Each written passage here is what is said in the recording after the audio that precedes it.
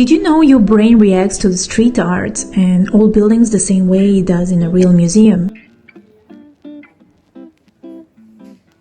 It releases dopamine, the same reward chemical, which means you've probably been walking through a museum without even realizing it. That is what I like with Paris, with Italy, France, and some European countries. While you walk into your destination, it's full of art and you can enjoy your walk, so you don't have to go by car or metro or whatever.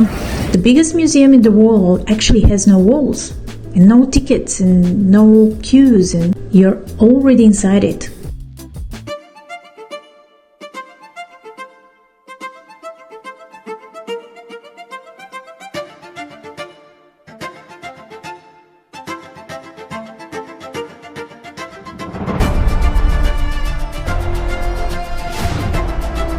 I had this realization during a photo shoot in one of the small villages.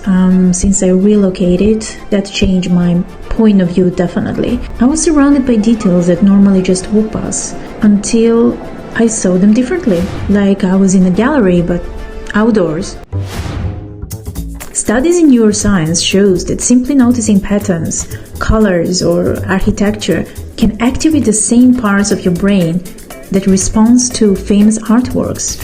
Basically, your brain doesn't care if it's Mona Lisa or a cracked wall with beautiful texture. Look at this facade. It's basically a giant sculpture people rush past every day. Or this little fountain hidden in plain sight, like forgotten masterpiece. Even a random doorway can feel like an art installation, and if you train yourself to see it that way. Travel isn't only about the big monuments, it's about learning how to see the extraordinary in the ordinary. If you can see a city as a museum without walls, every trip becomes richer, and even your walk to work back home feels different. Okay, let's make this fun right now.